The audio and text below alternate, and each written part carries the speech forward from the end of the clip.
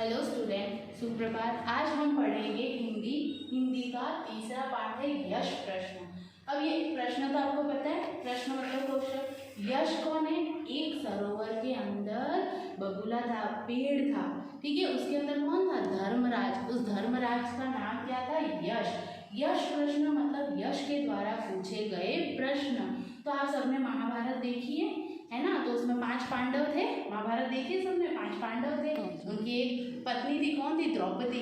तो ध्रुव क्रीड़ा, ध्रुव क्रीड़ा क्या होता है? जुआ। देखो यहाँ शब्दार्थ में लिखा है ध्रुव मतलब जुआ, क्रीड़ा खेल, व्रत बूढ़ा, तर्कस बाण जिसके अंदर वो हम रखते हैं बाण, काष्ठ मतलब लकड़ी, विलंब देर, मूर्छित बेहोश, भाता मतलब भाई, श्रेष्ठ मतलब उत्तम जो सबसे अच्छा हो, नम्रता मतलब विनयता, अनुरोध मतलब विनती, वेगधारी मतलब तीव्र गति से दौड़ने वाला, तस्त्र मतलब परेशान, पश्चात मतलब बाद में, विभव मतलब व्याकुल हो जाना, उदित उगना, उल्लंघन करना मतलब अवज्ञा करना, आज्ञा का पालन ना करना। तो अब हम ये सारे शब्दार्थ देख लिए। अब मैंने आपको बताया, जैसे आप सबने महाभारत देख रखी, तो ध्रुव क्रीड़ा मतलब जुआ।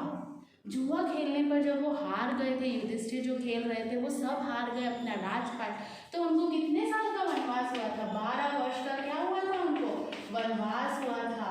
और 1 वर्ष का उनका क्या था? 13वां वर्ष उनका क्या था? अज्ञात वर्ष।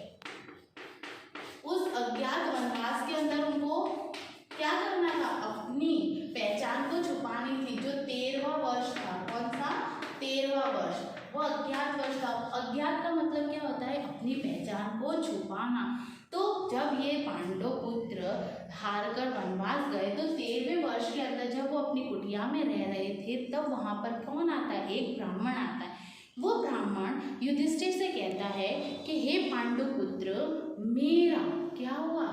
मेरी मथनी और मेरा जो अग्नि है वो कौन ले गया? एक मृग ले गया। मृग मतलब क्या होता है? हिरण। मृग मतलब क्या होता है? हिरण। और वो हिरण इतना वेगधारी है, मतलब तीव्र गति से दौड़ने वाला है। आपने देखा है ना, ब्राह्मण के हाथ में कुछ इस तरह का होता है, एक ऐसा होता है, फिर एक ऐसा लोटा होता है जो किसका बना होता है? काष्ठ का बना होता है। ऐसा होता है ब्राह्मण के हाथ में। तो वो कौन लेके चला गया? हिरण लेके चला गया। तो मैं आपसे विनय पूर्वक अनुरोध करता हूँ कि आप मुझे क्या करिए? वो लाकर दीजिए। मैं उसके पीछे गया, तो 5 पांडव पुत्र क्या करते हैं? उसको लेने के लिए जाते। वो पूरे जंगल में घूमते, तो उनको क्या लगती है? भूख और प्यास लगने लगती है। तो युधिष्ठिर अपने 5 भाई में से किसको भेजता है? नकुल को। कौन कौन थे? अर्जुन, नकुल, सहदेव, युधिष्ठिर और भीम। तो वो नकुल को भेजता है कि तुम पानी लेकर आओ। तो जैसे ही नकुल एक सरोवर, वो बहुत अच्छा सरोवर है दिखने में, जहाँ कौन रहता है? धर्मराज यश। उस सरोवर तक पहुँचता है, और पहुँचने के बाद क्या करता है? वहाँ एक आकाशवाणी होती है। आकाशवाणी होती है कि आप मेरे सरोवर का जल नहीं पी सकते हो जब तक आप मेरे प्रश्नों का उत्तर नहीं देते। तो नकुल ने क्या किया? उनकी अवज्ञा की और उसने वो पानी पिया। तो जैसे ही नकुल पानी पीता है तो वो क्या हो जाता है? बेहोश हो जाता है। उसके बाद क्या क्या हुआ, युधिष्ठिर ने कैसे उनके प्रश्नों का उत्तर दिया, वो हम आगे क्या करते हैं? पढ़ते हैं। हम देखते हैं कि उस सरोवर में से एक आकाशवाणी हुई थी। उस आकाशवाणी में उसने क्या कहा था कि आप मेरा जल नहीं पी सकते। लेकिन नकुल ने क्या किया? प्यास के कारण वह विलह था, इसलिए उसने क्या किया? विलह मतलब व्याकुल। आपको भी प्यास लगती है तो आपको क्या पानी पीने का वो रहता है। उसने आवाज़ की अवहेलना की। अवहेलना करना मतलब उसको अनसुना कर दिया। करते हुए शीतल जल पीने के लिए प्रयास किया, परंतु यह क्या हो गया? जैसे ही नकुल ने, किसने? नकुल ने, 5 पांडवों में से एक भाई था नकुल, उसने जैसे ही पहला घूंट पिया तो वो वहाँ पीते ही अचेत होकर पृथ्वी पर गिर गया। अचेत होकर गिरना मतलब क्या होता है? बेहोश हो गया। नकुल के लौटने में विलंब हो गया। विलंब होना मतलब लेट हो गया। तो धर्मराज युधिष्ठिर कौन थे वहाँ? युधिष्ठिर सबसे बड़े। उन्होंने सहदेव उनका छोटा भाई, उसने कहा अपने भाई को बुलाने और पानी लाने को कहा। तभी जा तू अपने भाई को बुला के लिया और पानी ले गया। सहदेव भी बोलता है बहुत अच्छा कहकर नकुल को ढूंढता हुआ सरोवर के पास पहुंचा। वो भी कहाँ गया? सरोवर के पास पहुंचा। वहाँ उसे नकुल को मूर्छित पड़ा देखकर, मूर्छित मतलब बेहोश देखकर बड़ा आघात हुआ। आघात होना मतलब दुख हुआ।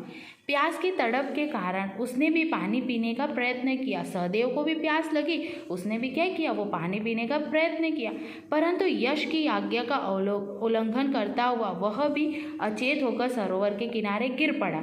यश कौन था? उस सरोवर के अंदर कोई रहता था। उसने बोला कि तुम मेरा पानी मेरे बिना पूछे बिना नहीं पी सकते हो, तो उसने भी उसका उल्लंघन किया। जैसे आपके स्कूल में आपका टीचर अगर आपको कोई होमवर्क या कुछ देता है और आप नहीं करते तो आपको पनिशमेंट मिलती है नहीं, तो वो भी मूर्छित होकर क्या हो गया, वहां पर गिर गया।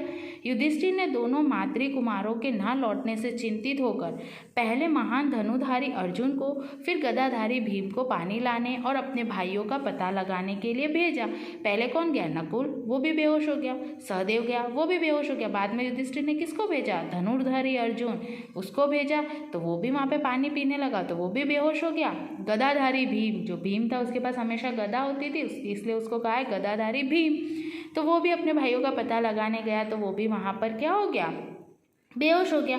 परंतु यश के प्रश्नों का उत्तर दिए बिना, मतलब यश ने क्या कहा था कि मेरे प्रश्नों का उत्तर दिए बिना आप चाह कर भी मेरे जलाशय, मतलब मेरा जो सरोवर है उसका पानी नहीं पी सकते। आप अचेत होकर, मतलब मूर्छित होकर गिर पड़ोगे।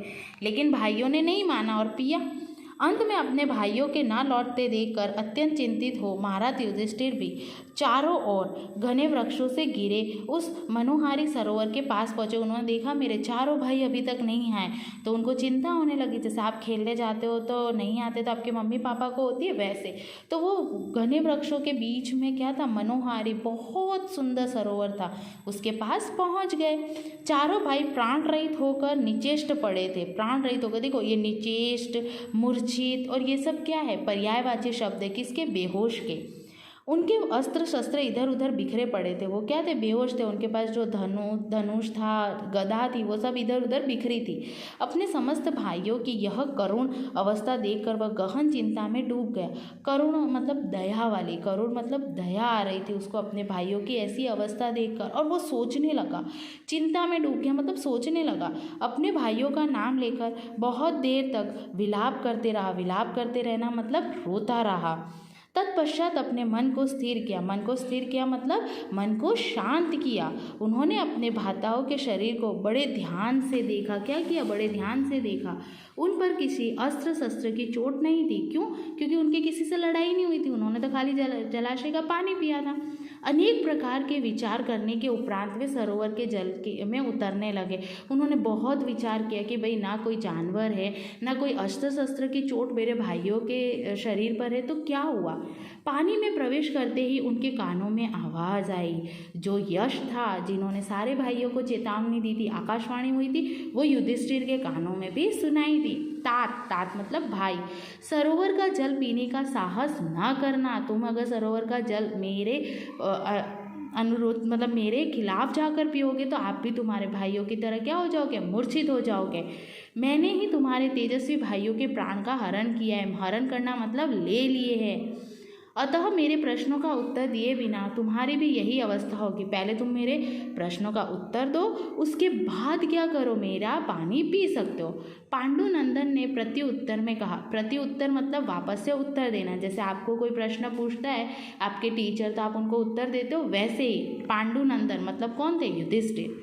सत्पुरुषों की भांति मैं भी आत्म प्रशंसा करना नहीं चाहता। मैं दूसरों की तरह अपनी प्रशंसा खुद नहीं करूँगा। तुम प्रश्न पूछो। युधिष्ठिर ने यश से कहा, तुम प्रश्न पूछो और मैं अपनी बुद्धि के अनुसार इनका उत्तर दूंगा। तुम प्रश्न पूछो। युधिष्ठिर ने यश को कहा, आप प्रश्न पूछो, मैं उसका उत्तर दूंगा। यश, सूर्य को कौन उदित और अस्त करता है, उसके चारों ओर कौन चलता है। अब हमको थोड़ा ना पता है कि सूर्य को कौन उदित करता है, मतलब कैसे सूर्यास्त होता है, कैसे सूर्य अस्त होता है और कैसे वो चारों तरफ जाता है। तो युधिष्ठिर उत्तर देता है, क्या करता है, युधिष्ठिर उत्तर देता है, ब्रह्मा सूर्य को ऊपर उठाते हैं और अस्त करते हैं तथा देवता इसके चारों ओर चलते हैं। भाई सूर्य के चारों ओर कौन चलता है, सारे देवता। और सूर्य को कौन ऊपर उठाता और करता है, तो ब्रह्मा सूर्य को ऊपर उठाते हैं और क्या करते हैं, अस्त करते हैं। यश, मनुष्य महाज्ञानी कैसे बनता है। अब यश वापस युधिष्ठिर से दूसरा क्वेश्चन पूछता है कि मनुष्य महाज्ञानी मतलब उसको सारी ज्ञान की प्राप्ति कब होती है, महात्मा पद कैसे प्राप्त होता है, उसको महात्मा का पद कैसे प्राप्त होता है। मतलब जैसे हमारे पंडित होते हैं, उस टाइम ब्राह्मण थे, तो उनको ये पद कैसे प्राप्त होता है और किससे बुद्धिमान बनता है और वो कैसे बुद्धिमान बनता है। तो युधिष्ठिर आंसर देते हैं वेदाध्ययन। वेदाध्ययन मतलब वेद, हमारे 4 वेद है, ऋग्वेद, यजुर्वेद, अथर्ववेद, सामवेद, उन वेदों का ज्ञान, उससे मनुष्य महाज्ञानी बनता है, वेदों के ज्ञान से महाज्ञानी बनता है। तप से महात्मा मतलब आपने देखा है ना, पहले के जो ब्राह्मण वगैरह थे, आपने रामायण महाभारत सब देखी, उसमें तप करते वो लोग, उससे वो महात्मा बनता है।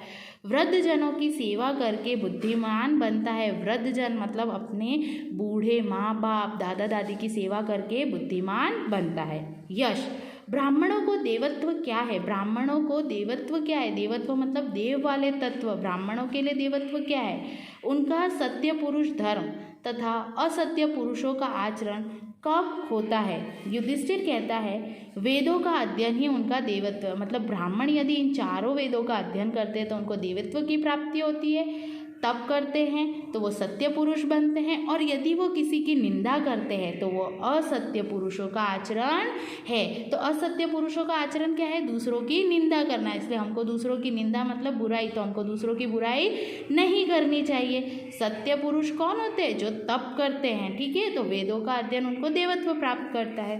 यश, ऐसा कौन सा पुरुष है जो बुद्धिमान, तीनों लोकों में सम्मानित होकर इंद्रियों के विषय का अनुभव करते तथा सांस लेते ही जीवित नहीं है। वो बोले सांस लेता है फिर भी जीवित नहीं है। सारी इंद्रियां, हमारे ज्ञानेंद्रियां, श्रवणेंद्रियां, इन सारी इंद्रियों के विषय में उसको अनुभव है, वो बुद्धिमान भी है।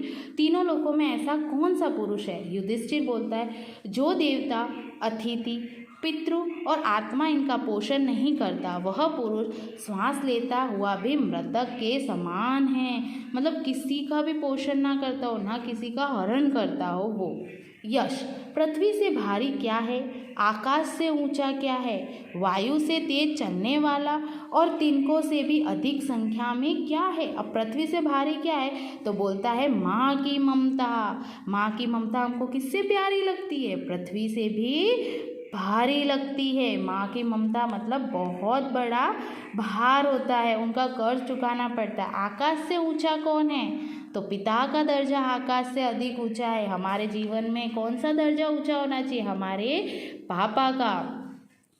वायु से तेज गति से चलने वाला कौन है, हमारा मन। हमारा मन हमारे वश में नहीं होता ना, रात को भी आप सोते हो तो आपका मन इधर उधर भटकता रहता है। सांस्कारिक चिंताएं तिनकों की संख्या से भी अधिक है। तिनकों की संख्या से अधिक क्या है, सांस्कारिक चिंता है कि इसका क्या होगा, अब हम बड़े हो गए तो क्या होगा ये। यस, सभी लोगों में श्रेष्ठ धर्म क्या है, किसको वश करने वाले मनुष्य शोक नहीं करते तथा किसके साथ की गई मित्रता कभी नष्ट नहीं होती। अब उसका एक और क्वेश्चन आ गया कि भाई सभी लोगों में श्रेष्ठ कौन है, ऐसा कौन है जो वश करने पर मनुष्य में शोक नहीं करता और किसके साथ मित्रता करने पर कभी नष्ट नहीं होती।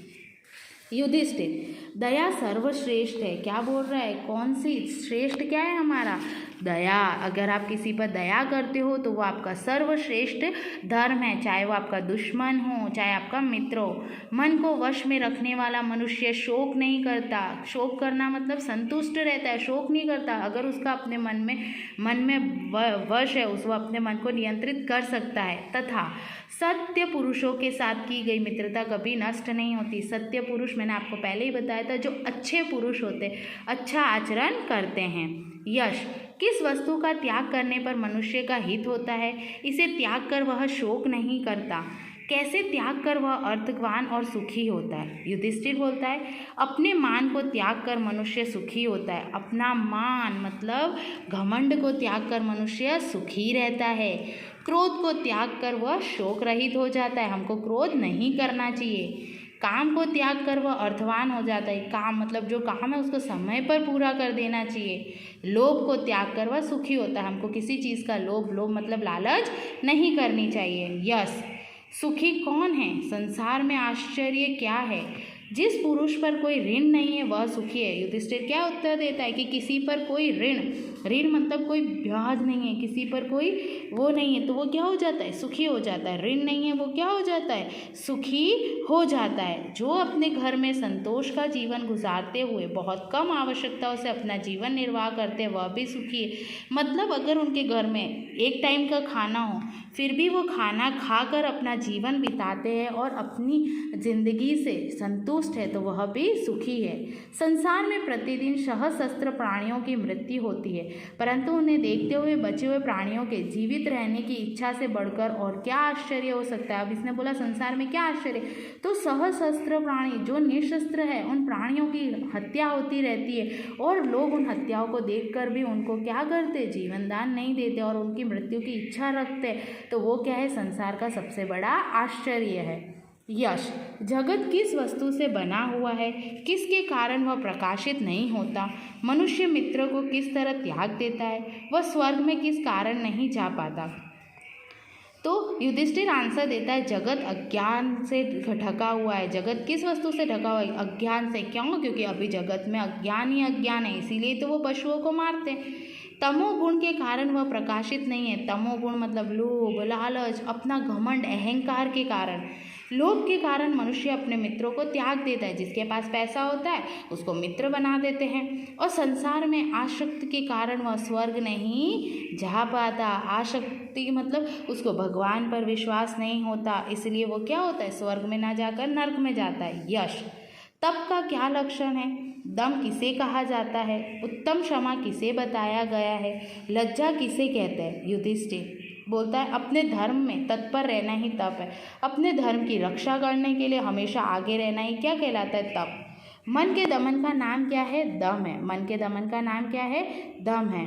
सर्दी गर्मी, सुख दुख को हंसते हुए सहन करना क्षमा, न करने योग्य काम से दूर रहना ही लज्जा है। जो काम हमको नहीं करना है यदि हम उससे दूर रहते तो वो हमारी क्या है, लज्जा है। और दमन, मन के दमन का नाम दम है। अगर आप मन को छोड़ देते हैं खुला तो वो दम के समान दम घुटता है। सर्दी गर्मी, सुख दुख को यदि हम हंसते हंसते सहन करें तो वो क्या है, क्षमा करने के बराबर है। आप दूसरे को क्षमा कर सकते हो। यश, मनुष्य का दुर्जय शत्रु कौन है, अनंत व्याधि क्या है, साधु किसे माना जाता है, असाधु किसे कहते हैं। युधिष्ठिर कहता है क्रोध। क्रोध मनुष्य का सबसे बड़ा शत्रु है। क्यों, क्योंकि क्रोध में हम हमारे मित्र को भी खो बैठते हैं। लोभ हमारी व्याधि है, सबसे गंदी व्याधि हमारी कौन सी है, लोभ। तथा जो समस्त प्राणियों का हित करे वही साधु है। साधु कौन है, जो समस्त प्राणियों का हित करे, उनकी भलाई करे। निर्दयी पुरुष को असाधु कहना ही उचित है। निर्दयी पुरुष मतलब जो प्राणियों को भी मारता हो, लोभ भी करता हो, लालच भी होती है, क्रोध भी होता है। यश, मोह क्या है, मान क्या है, आलस्य किसे कहते हैं, शोक किसे कहा जाएगा। युधिष्ठिर, धर्म मूढ़ता ही मोह है। मोह क्या है, धर्म की मूढ़ता, हमारे धर्म का आचरण करना। स्वयं पर गर्व करना ही मान है। खुद पर ज़्यादा गर्व नहीं करना चाहिए, घमंड नहीं करना चाहिए। गर्व करना अच्छी बात है लेकिन ज़्यादा नहीं। धर्म का पालन न करना, आलस्य और अज्ञान को ही शोक किया जाता है। क्या बोल रहे हैं, हमारे धर्म का यहाँ पर क्या किया है, धर्म का पालन करना मोह है। स्वयं पर गर्व करना भी मान है, लेकिन यदि हम धर्म का पालन नहीं करते हैं तो हम आलस्य बन जाते हैं। और अज्ञान से यदि हम दूर है तो हम क्या हो जाते हैं, शोक में डूब जाते हैं। यदि हमें ज्ञान नहीं है तो हम क्या करते हैं, शोक के अंदर डूब जाते। तो इन सारे ही प्रश्नों का उत्तर किसने दिया था, युधिष्ठिर ने बहुत अच्छे शब्दों में अच्छी तरह उनको उत्तर दिया।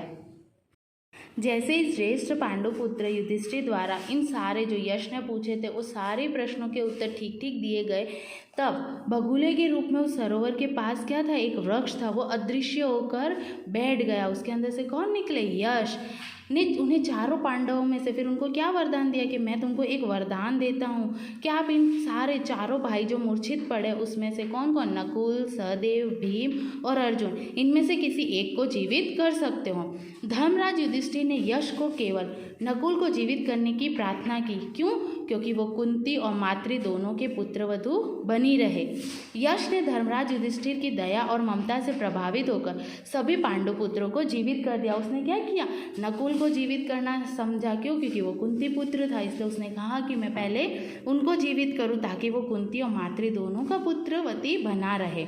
सभी पांडवों के उठकर खड़े हो जाने पर यश ने अपना वास्तविक परिचय देते हुए कहा, हे पुत्र युधिष्ठिर, मैं ही तुम्हारा जन्मदाता धर्मराज हूँ। मैं क्या हूँ? तुम्हारा जन्मदाता धर्मराज, मतलब धर्मों का राजा। तुम्हारा व्यवहार जानने की इच्छा से ही मैं इस सरोवर के पास प्रकट हुआ हूँ।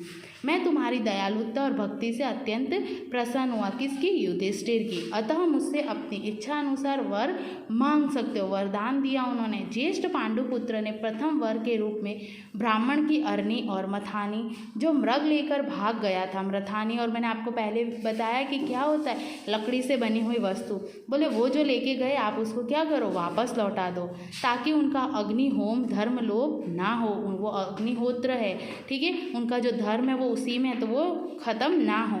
धर्मराज को तथास्तु कहने पर दूसरे वरदान के रूप में वनवास के 13 वर्ष, जो कि उनका अज्ञातवास था, 12 वर्ष तक तो थे, 13वां वर्ष उनका क्या था? अज्ञातवास। अज्ञातवास मतलब ऐसा वास जहाँ पर उनको अपना नाम और सब कुछ छुपाना था। वर देने की प्रार्थना की ताकि द्रौपदी सहित उन 5 पांडवों को पहचान ना सके कोई। यश ने उसकी यह अभिलाषा पूर्ण करते हुए कहा, तुम सभी भाई अपने मन में जैसा संकल्प करोगे वैसा ही रूप धारण कर विराट नगर के विचरण करोगे। विराट नगर था, वहाँ पर जिस रूप में तुम धारोगे उसी रूप में संकल्प करोगे, उसी रूप में तुम वही बन जाओगे। वहाँ तुम्हें कोई भी पहचान नहीं सक पाएगा। कहाँ पर? विराट नगर में। अंत में धर्मराज कुंती पुत्र युधिष्ठिर को लोभ, मोह और क्रोध से मन को जीतने का तीसरा वरदान देकर अंतर्ध्यान हो गए कुंती पुत्र युधिष्ठिर को, ठीक है, लोभ, मोह और क्रोध से, कि तुमको कभी भी ये तीनों चीज़ ना हो। पांडव वीर की सुख पूर्वक अपने आश्रम में लौट गए। वहाँ उन्होंने मृग द्वारा ले गई ब्राह्मण की अरनी और मंथन काष्ठ को उनको वापस दे दिया। उस ब्राह्मण को उन्होंने उनकी अरही और मंथन, जो लकड़ी की बनी हुई थी, काष्ठ मतलब लकड़ी की बनी, वो उनको क्या कर दी? वापस लौटा दी। आपने देखा कैसे युधिष्ठिर ने विनय से, अपनी बुद्धि से क्या किया? अपने यश का प्रदर्शन किया, अपनी बुद्धि से सारे ही यश के प्रश्न का उत्तर दिया। और वो क्या है? पेड़ अदृश्य हो गया। वो बगुला एक पेड़ के रूप में था, वो अदृश्य हो गया। और क्या हो गया? उसमें से धर्मराज निकले। उन्होंने कहा कि मैं तुम्हारी बुद्धिमत्ता का परीक्षा लेने यहाँ आया था। फिर वो उनको क्या करते थे? हमने देखा ना, बहुत सारे वरदान दिए थे। तो उसने नकुल को जीवित किया। वो करने के बाद क्या किया? वो उनसे प्रसन्न हुए, बोले तुम वरदान मांग सकते हो। तो युधिष्ठिर ने क्या वरदान मांगा? यह वरदान मांगा कि हमारा जो कौन सा अज्ञात वर्ष है उसमें हमको कोई पहचान नहीं सके। तो वो अपने अज्ञात वर्ष में कहाँ रहने चले गए थे? विराट नगर में। हमने देखा ना, वो विराट नगर में चले गए थे। तो आपको क्या करना है? ये शब्दार्थ अपने नोटबुक में लिखना है, ठीक है। Thank you.